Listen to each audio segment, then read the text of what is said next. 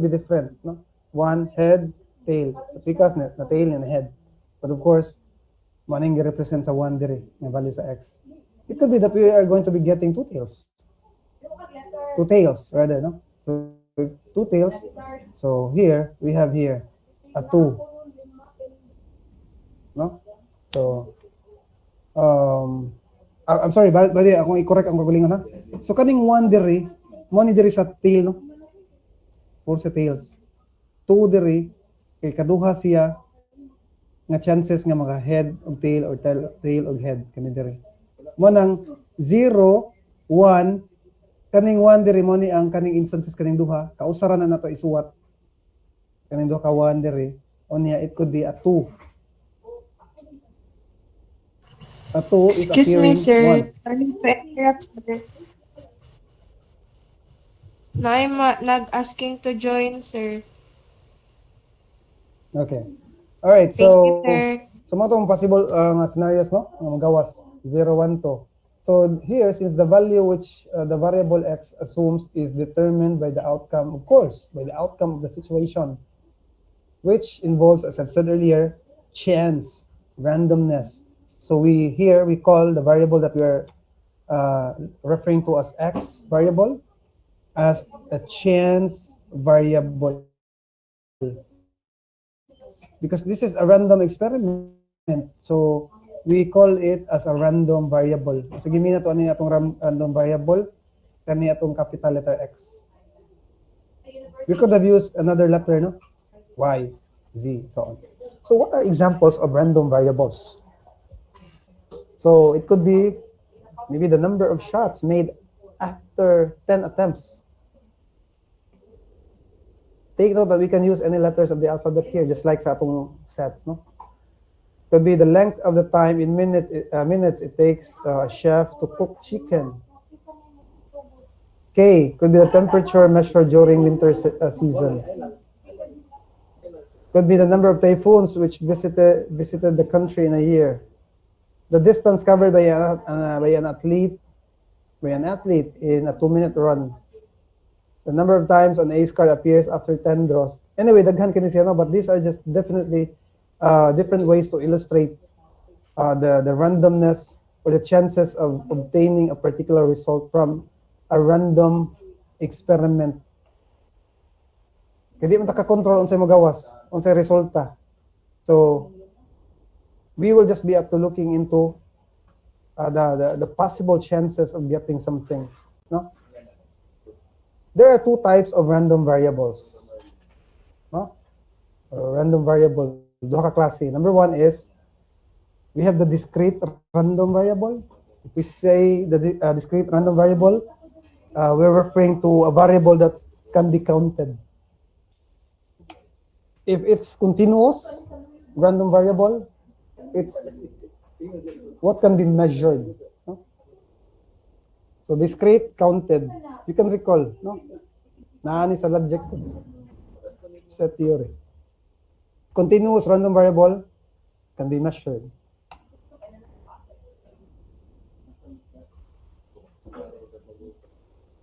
So what is a discrete random variable? So a discrete random variable can take only specific isolated numerical cases.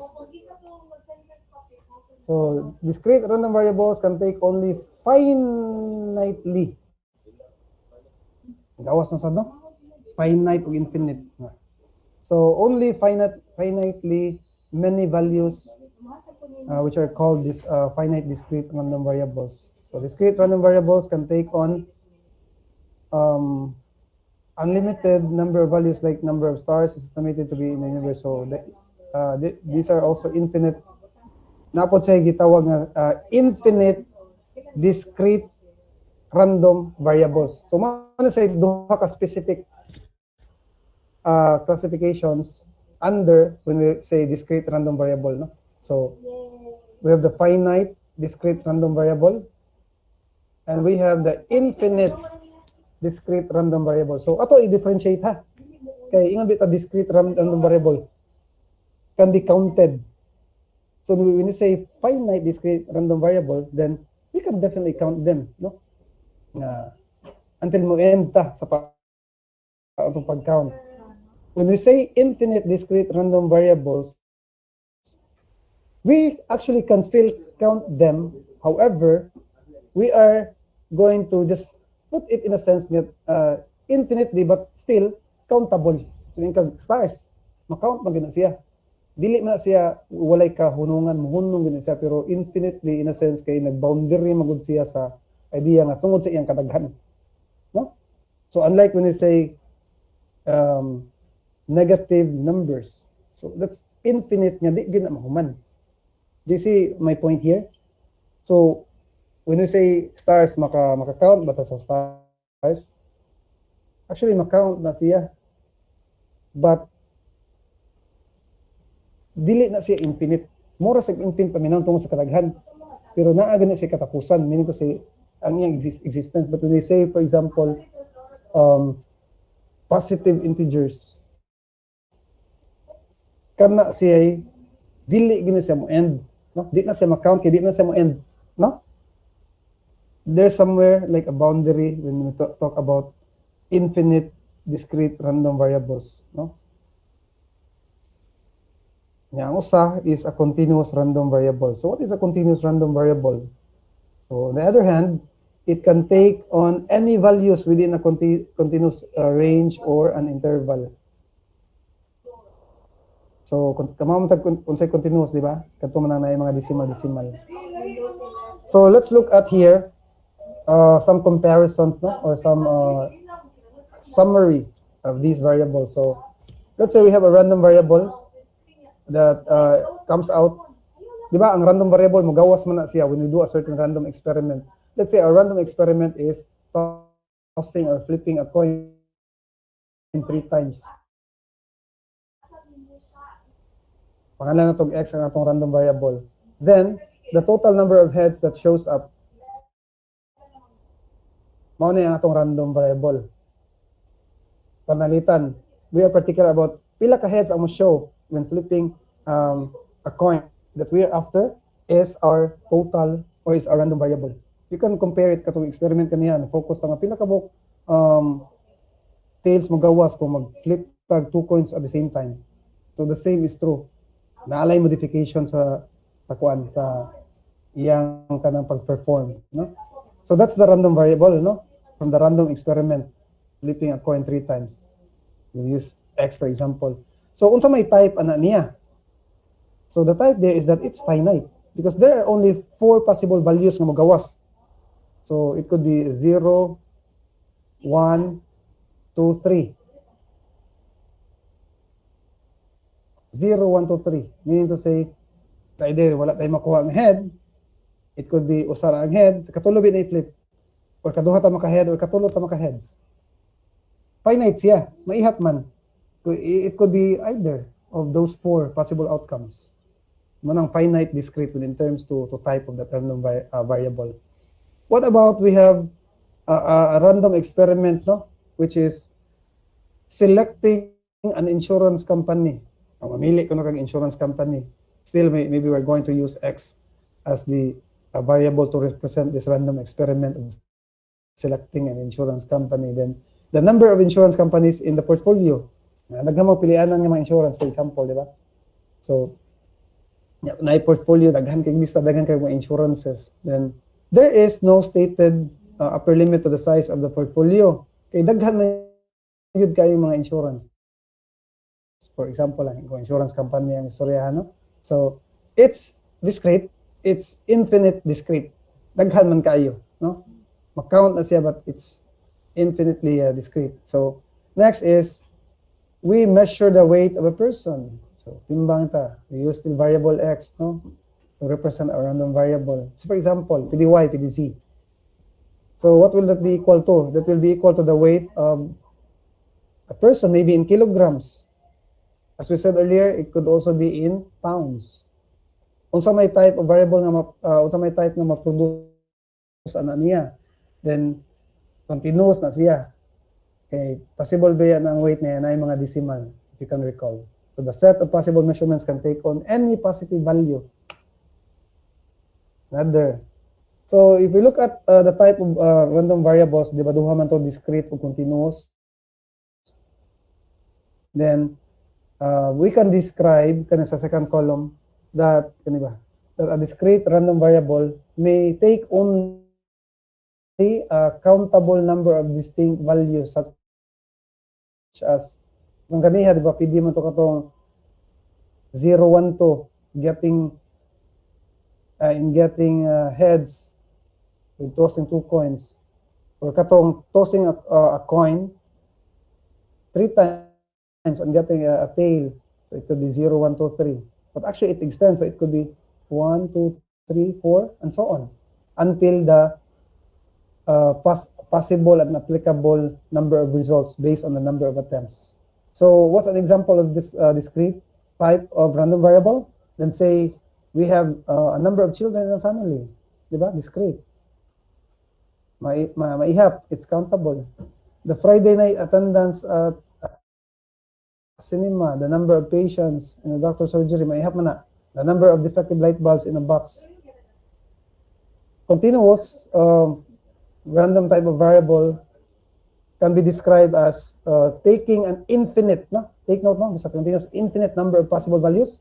Continuous random variables are usually measurements. Obviously, no? I-describe na sa nato sa atong logic. Basta continuous gani kay mga measurements na. What are different types of measurements? Height, weight, ya continuous siya kay mapudos man siya mga decimals. This example dara. Naapo ni dito sa atong logic as a set. Maybe the amount of sugar in an orange. The time required to run a mile. Basta mahatag og decimal, continuous na siya. That's the bottom line. So here are a few illustrative examples of random variables. No?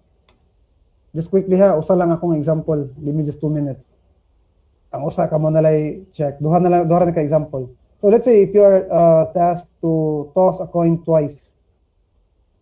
So usually what we do is we will use like a variable. We use the variables x, maybe y, z. So maybe we'll let x be the number of heads that comes out in tossing a coin. Pila ka buok heads ang magawas in tossing a coin. Mao na say experiment nga buhaton in tossing this coin. We are after getting the idea as to pila man ka buok heads magawas mag-toss kog coin kaduha. And then ato sa nang i-label the other way around, no? What about the number of tails that comes out in tossing this coin twice? So that could be our variable y. So how do we solve this? Of course, if we are to identify what kind of variable, then this is discrete. May hat man countable man can be counted. Di man ni continuous, kaya di man ni mahatag og decimal. Kapalo naman ano. So the number sample space or the sample space for the random experiment is imo nang ilista gyud nato, no? Good here kay pila ra ka attempts. So it could be that we'll get tail, head, tail, head, head. Duha na ka results diya kay kaduha magagmataw sa coins. So these are possible outcomes of the random experiment. So mao ni siyang possible outcomes, mao ni ang gitawag og sample space. Ipunin mo 4 na sila, no? 1 2 3 4. Therefore the set of values of the random variables x and y maybe in this experiment is it could be 0 1 2. Anong 0 1 2 man? Kausara niya to i-count kaning head or tail. Kaya regardless of the order, head, tail ram gito siya or tail, head. It's having one tail and one head regardless of the order. So motunga ni siya og kani siya, no? Mo ni ang possible nga motunga. Mo ni siya gikaduha, mo ni represent sa 2 diri. Kaning 0 in getting maybe a tail, mo ni siya HH. 0 in getting a head, kaning duha ka T. Therefore, we can also say that x is equal to 0 1 2. And also y is also equal to 0, 1, 2. Based on the two random scenarios that we are looking into. Duha man atong gitan-aw, the number of heads, also the number of tails. We'll just end it here, no? Oh, by the way, all possible values of random values of x are called range space. Okay, mo na say tawagan na. So, you try to scroll over the second example, shooting a ball, dali ra kay ni. You try to go over, and then you might want to kanang do some writing, no? You try to explore nga nang yani, you try to list para makasabot na further. So especially kanang example number 2. So, I think that should be it for now. Thanks for listening. Ako na siyang i-post, no? And then, I will associate an activity, ang sira ng activity. Make sure that you turn in the activity no later than before we meet on Tuesday. Do you have any questions? No, sir. None so far. None so far, sir. Basa ko kay wa sa may nasabtan so far. So, wala pa yung nasabtan so far. Nagbasa sa kuan, sa module, na kay module i-attach. Hopefully na masabtan yung mga tana ni classmate. Anyway, ang serious activity ha. Yeah, we'll do clarification checkings on Tuesday, and then we will continue with another lesson. Thanks for listening, everyone, and thanks for bearing with.